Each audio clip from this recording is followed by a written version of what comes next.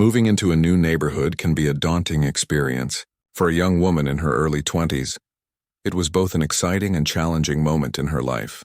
She had just started a new job in a nearby town and needed a fresh start. The house she found was small and cozy, tucked away on a quiet street with towering trees lining the road.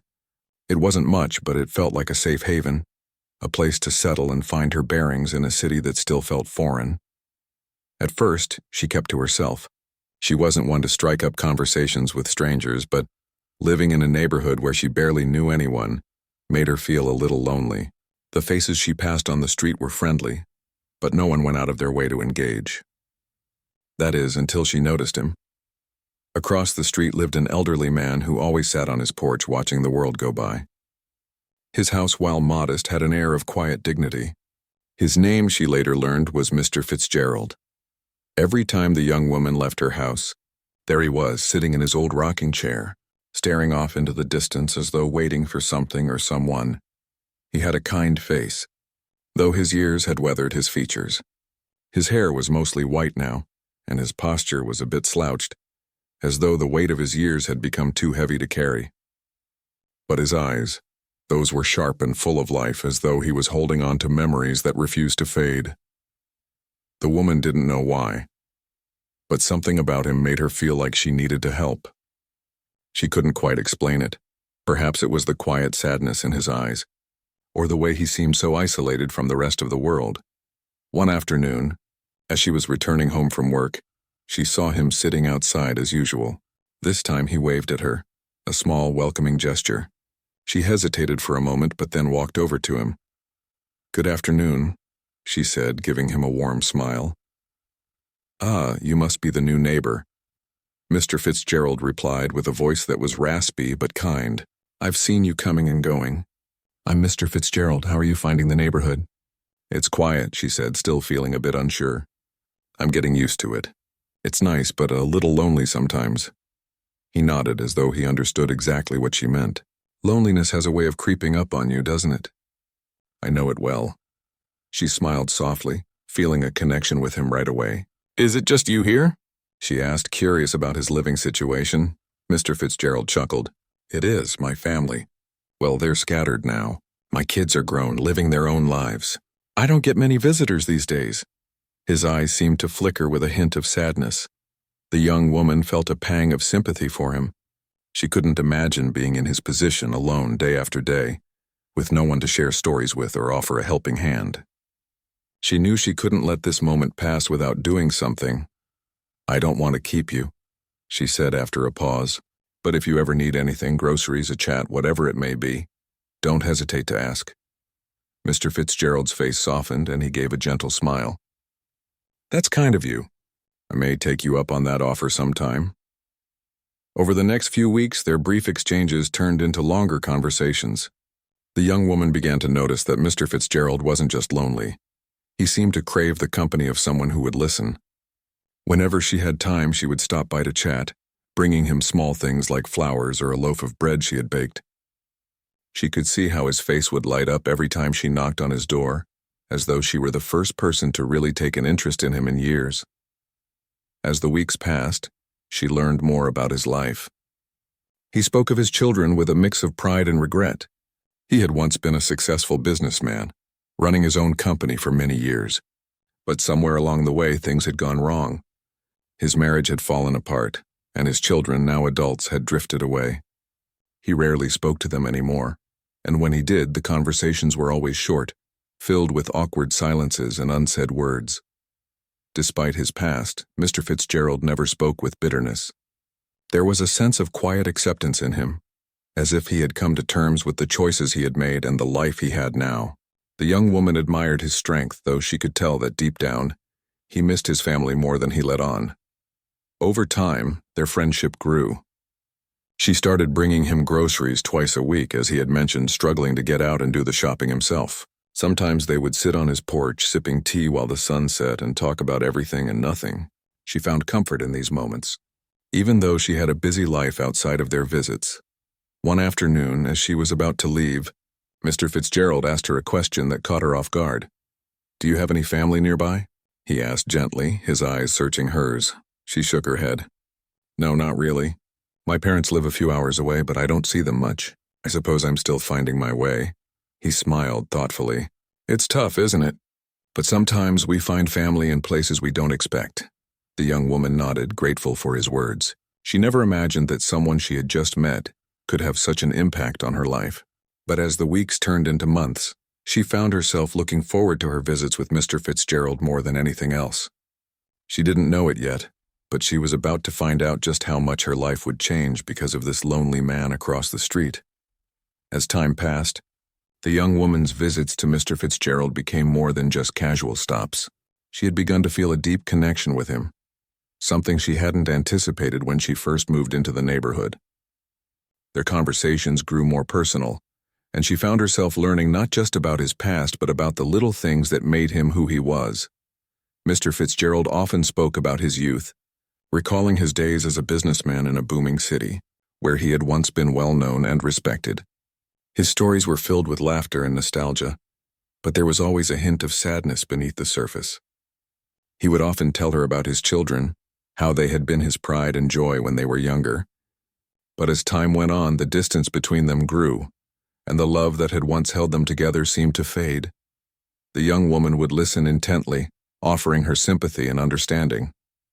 She didn't know what it was like to lose touch with family, but she could hear the pain in his voice when he spoke of his son.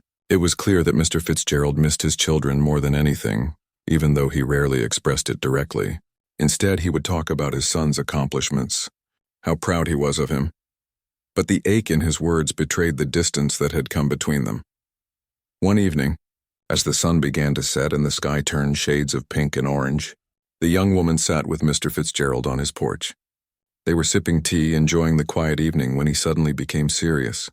"You know," he said, his voice soft but heavy, "I've had my share of regrets in life. Things I wish I could have done differently. But one of the biggest regrets I have is not being there for my son when he needed me." The young woman didn't know how to respond. She could see the weight of his words, and she could feel the genuine sorrow that came with them. She had never been a parent herself, but she knew that the bond between a parent and child was something special, something irreplaceable. "Do you think he'll ever come back?" she asked, her voice quiet. Mr. Fitzgerald sighed deeply. "I don't know, I hope so. But I've learned not to expect too much. People change, and sometimes they grow apart. It's hard to accept, but it's the reality of life." The young woman nodded, unsure of what else to say. She could tell that Mr. Fitzgerald wasn't just talking about his son. He was talking about the isolation he felt, the emptiness that had taken root in his heart over the years. She wanted to say something comforting, but the words didn't seem enough. As the days turned into weeks, the young woman found herself visiting Mr. Fitzgerald more frequently. She couldn't explain why, but she felt a deep sense of responsibility toward him. It wasn't just about helping him with groceries or keeping him company anymore. It was about being a friend, someone he could rely on. One evening, as she was walking up to his porch, she saw a car pull into the driveway. It was sleek, black, and expensive, a stark contrast to the modest house it had stopped in front of. The young woman raised an eyebrow, wondering who it could be. Mr. Fitzgerald's son had never come to visit during her time there, and she couldn't imagine anyone else who would be driving such a car. As she approached, she saw Mr. Fitzgerald standing up, his face lighting up with a mix of surprise and excitement. A tall, well-dressed man stepped out of the car, and the young woman immediately recognized him. It was Charles, Mr. Fitzgerald's son. For a moment she stood frozen, unsure of what to do. She had heard so much about him but had never met him in person. From what Mr. Fitzgerald had told her, Charles was a successful businessman, someone who had made a name for himself in the world of tech. The stories Mr. Fitzgerald shared about his son were filled with admiration and pride, but also a sense of longing, as though Mr. Fitzgerald missed him deeply. As Charles approached the porch, he looked up and saw the young woman standing there. His face was polite, but there was something distant in his eyes, as though he was unsure of what to say. "Hello," he said, offering a hand. "You must be the neighbor my father talks about." She shook his hand, feeling a little out of place. "Yes, I've been helping Mr. Fitzgerald out with a few things." Charles nodded. "I appreciate that. It's not easy for him to get around much these days." The young woman noticed the way he spoke. His words were polite, but they lacked warmth. There was a coolness to him, as though he was holding something back. She couldn't help but wonder if the strained relationship between father and son was more complicated than Mr. Fitzgerald had let on. As they all sat down on the porch, Charles quickly changed the subject, asking about the young woman's life in the neighborhood. He seemed polite enough, but there was an air of discomfort that hung between them. The young woman couldn't shake the feeling that Charles was a man used to getting what he wanted, someone who had grown accustomed to a life of privilege and power. Mr. Fitzgerald, on the other hand, was clearly overjoyed to have his son back in his life, even if only for a short while. His eyes sparkled as he spoke about their old memories, his voice full of excitement as he tried to bridge the gap between them. But the conversation didn't flow as easily as the young woman had hoped. Charles seemed distracted, his mind elsewhere, and his responses were curt and brief. It was clear that the years of separation had taken their toll on their relationship, and there was more than just time that needed to be healed. The young woman sat quietly, watching the interaction between the two men. She couldn't help but feel a little sad for Mr. Fitzgerald. He had spent so many years hoping for a reunion with his son, and now that it was finally happening, it seemed like they were still a million miles apart. As the evening wore on, Charles stood up, his body language telling the young woman that he was about to leave. "It was good to see you, Father," he said, his voice somewhat flat. "I'll try to visit again soon." Mr. Fitzgerald stood as well, his eyes filled with hope. "Take care of yourself, son. I'm proud of you, always." Charles didn't say anything more. He gave a brief nod and walked back to his car, leaving Mr. Fitzgerald standing on the porch, watching him go. The young woman stayed behind, not wanting to intrude on the moment but feeling the weight of the silence between them. When Mr. Fitzgerald returned to his chair, his smile had faded, replaced by a quiet sadness. It was clear that he had hoped for more from the visit, but the distance between him and his son was still too great. The days following Charles's brief visit passed slowly, almost as if time had taken a step back. The young woman noticed that Mr. Fitzgerald seemed quieter than usual, his once bright eyes now filled with a mix of hope and uncertainty. His son's visit had stirred something deep inside him, but it was clear that the meeting hadn't gone the way he had hoped. Charles, though polite, had been distant, and the walls between father and son remained as thick as ever. The young woman didn't know what to say to comfort him. She could see the hurt in his eyes, but she didn't want to make it worse by offering empty words. Instead, she continued her visits, doing what she could to provide the companionship Mr. Fitzgerald needed. One afternoon, as she was dropping off groceries, she found Mr. Fitzgerald sitting in his favorite rocking chair on the porch, his hands folded in his lap, staring out at the street. She could tell he had been lost in thought for a while. "Hi there," she said, giving him a smile as she set the bags down. He turned his head slowly, as if waking from a deep thought. "Oh, hello, my dear. Didn't see you there." He offered a weak smile, but didn't make a move to stand up. She took a seat beside him, the silence stretching out between them. She could tell he was carrying something heavy, something he hadn't yet shared. It wasn't like him to stay quiet for long, especially when she was around. "How are you doing, Mr. Fitzgerald?" she asked gently. He hesitated, then sighed deeply. "I'm fine, just thinking," he said, his voice low and distant. She gave him a moment, then said, "About your son?" Mr. Fitzgerald's eyes flickered, but he didn't respond right away. She could see that it was difficult for him to talk about Charles even though he wanted to. She didn't push him further. Instead, she sat there in silence, offering him the comfort of her presence. Finally, he spoke, his voice barely above a whisper. "I just don't understand what happened. We were once so close. I don't know how things went wrong. I never wanted to be distant from him." She placed a gentle hand on his arm. "I think sometimes life just gets in the way. People change, and sometimes they grow apart. It's not your fault." He nodded, though he still seemed unconvinced. "Maybe, but I've made mistakes too. I didn't always know how to be a good father, especially when things got difficult with my business. I put work ahead of everything else, and I see now that I paid the price for it." The young woman could hear the regret in his voice, and her heart went out to him. She couldn't imagine the pain of losing a relationship with a child, especially when that child was someone you once loved deeply.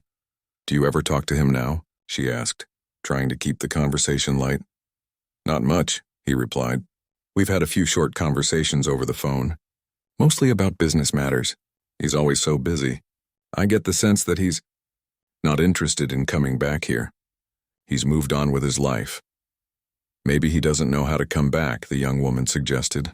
Maybe he doesn't know how to fix things either. Mr. Fitzgerald was silent for a long moment, considering her words.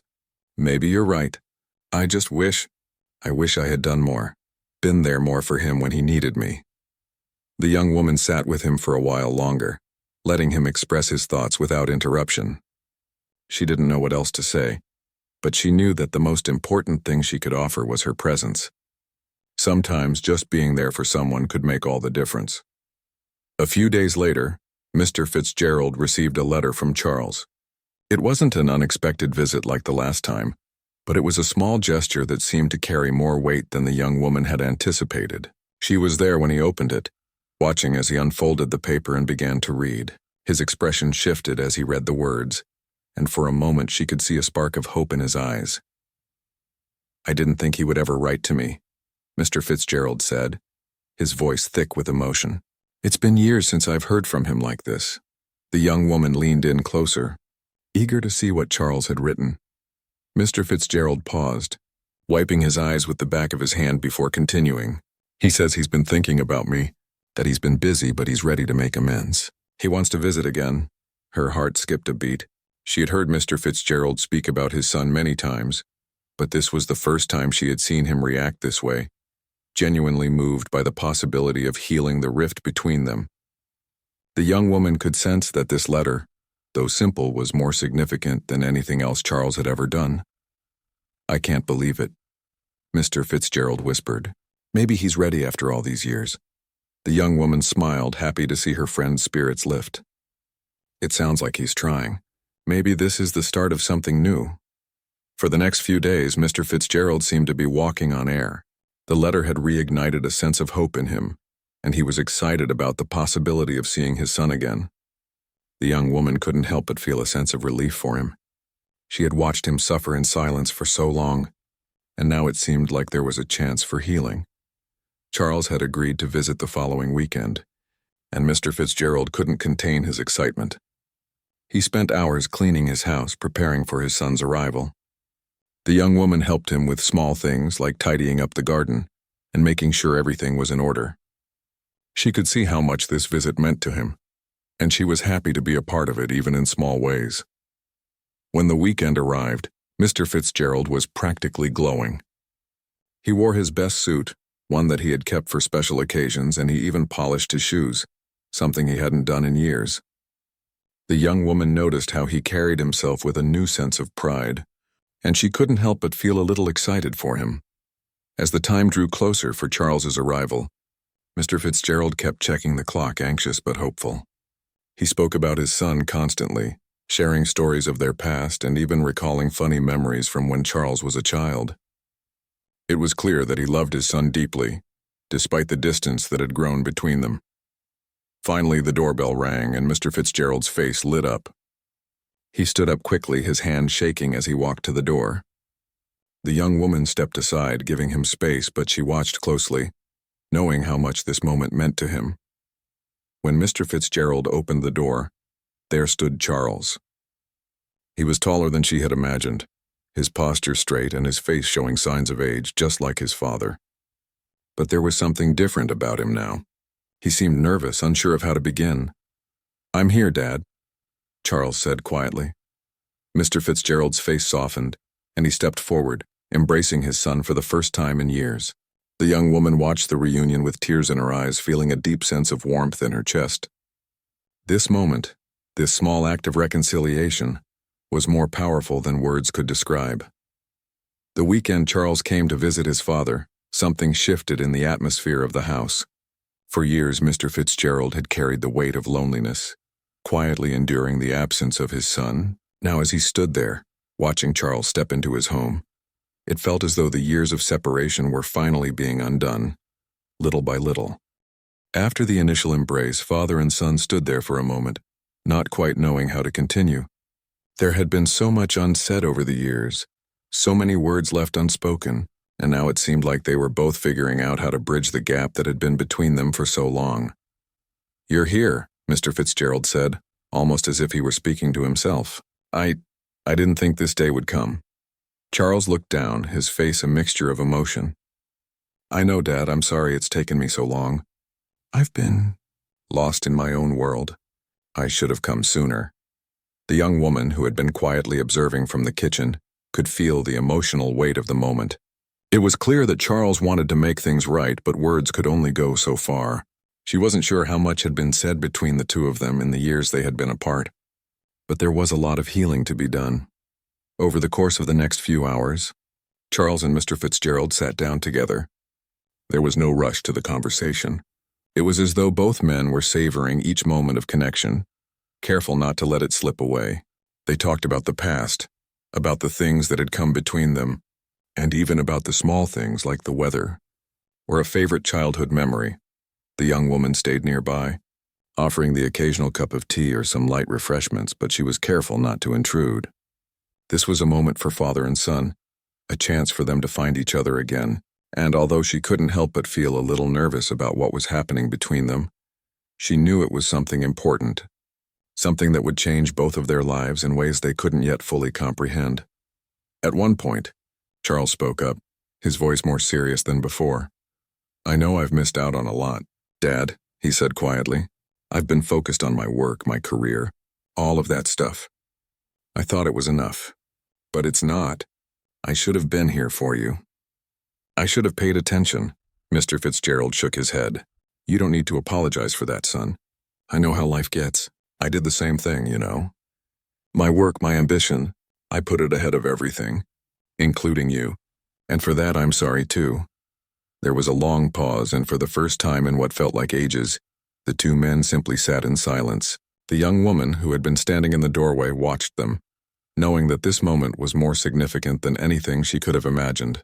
She didn't know how many people could truly say they had witnessed such a heartfelt exchange between a father and son, but she felt privileged to be there. As the conversation continued, Charles began to open up more about his life, his successes, his failures, and his own personal struggles. He spoke of the pressures of running a company, of the long hours and sacrifices he had made to get to where he was today. There was no mention of the enormous wealth he had accumulated over the years. Instead, he talked about the loneliness he had often felt, the isolation that came with being constantly surrounded by people yet never truly connecting with anyone. "I thought I was doing the right thing, Dad," Charles said, his voice full of regret. "I thought that if I just focused on my career, on my company, it would make everything else fall into place. But it didn't. I was so focused on being successful, I forgot what really mattered. I forgot about you." Mr. Fitzgerald looked at him, his eyes filled with a mixture of understanding and sadness. "I know, son. I know." The young woman, who had been listening to their exchange from a distance, found herself moved by the rawness of the conversation. She had heard bits and pieces of their struggles before, but hearing them speak so openly now made everything feel real in a way she hadn't expected. There was no pretense, no facade, just two people, trying to make sense of the past and find a way to move forward. As the evening wore on, they continued to talk, their conversation weaving through memories of the past, stories of their separate lives and moments of vulnerability that they had never shared before. The young woman stayed by their side, not just as a listener but as a silent participant in the healing process. Though she wasn't a part of the conversation in the way Mr. Fitzgerald and Charles were, she could feel the weight lifting off both of their shoulders, little by little. At some point, Charles looked at her, his expression a mix of gratitude and humility. "I owe you an apology, too," he said, surprising the young woman. "You've been there for my father when I couldn't be. You've helped him in ways I should have. I can never thank you enough for that." She smiled, a little taken aback by his words. "There's no need for that. I'm just glad I could help." But Charles wasn't finished. "I've spent so much time caught up in my own world that I never stopped to think about the people around me. But now I see the difference that a simple act of kindness can make. I owe you more than just words." The young woman felt a warmth in her chest, a deep sense of satisfaction in knowing that in her own small way, she had made a difference. But more than that, she realized that this wasn't just about helping Mr. Fitzgerald. It was about being a part of something bigger than herself, a chance to witness a reunion, to see a family begin to heal.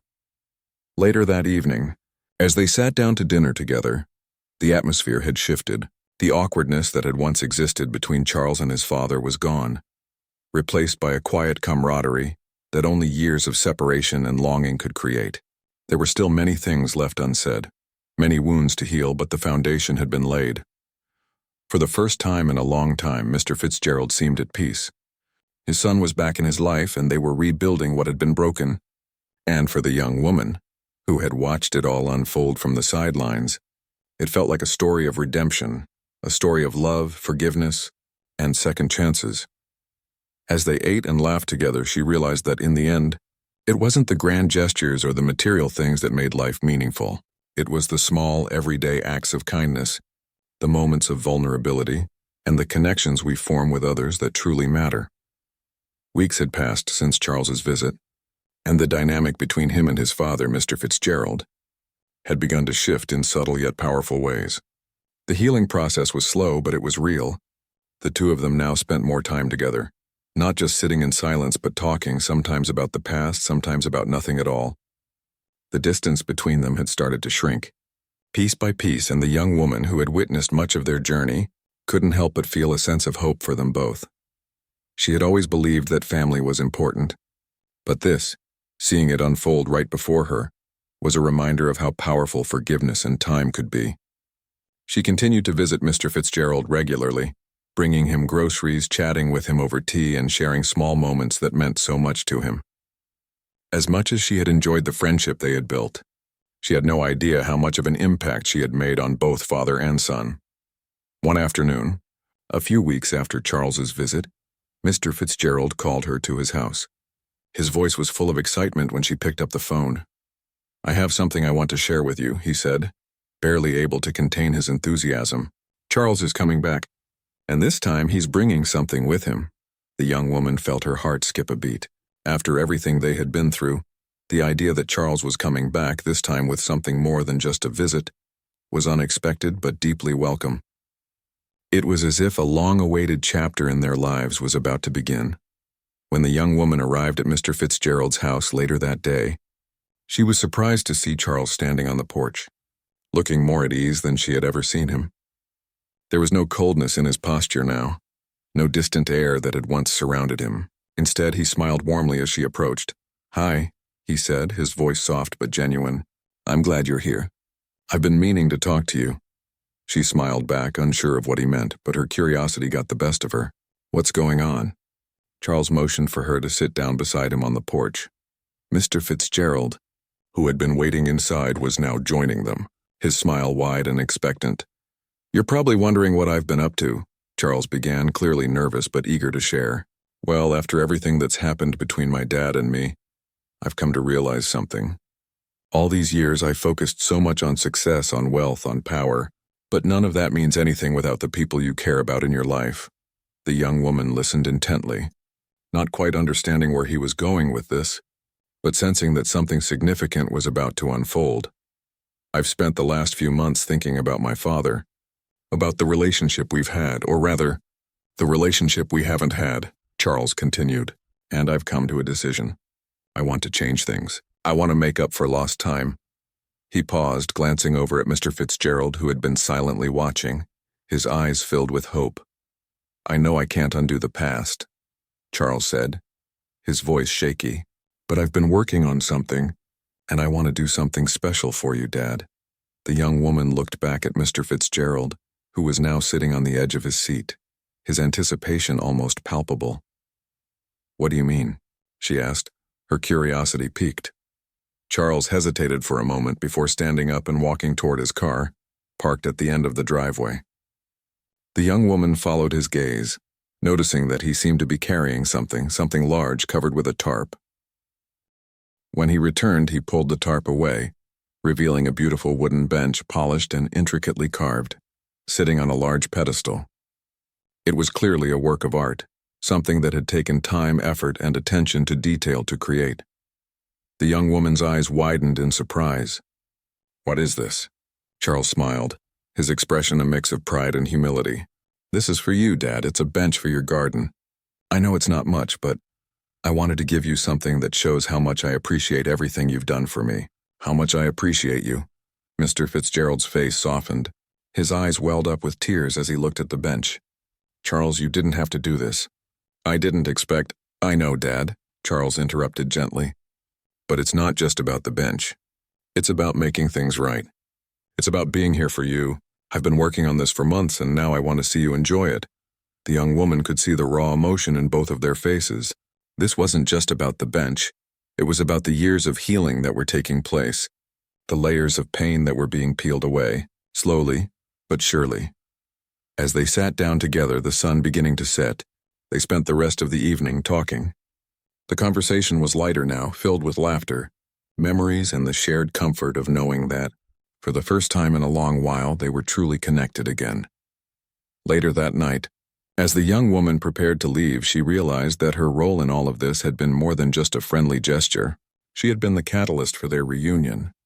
It had started with small acts of kindness, helping Mr. Fitzgerald with groceries, keeping him company, and had led to something much bigger than she could have imagined. The distance between father and son had been bridged, and the bonds of family were being rebuilt piece by piece. But it wasn't just about Mr. Fitzgerald and Charles.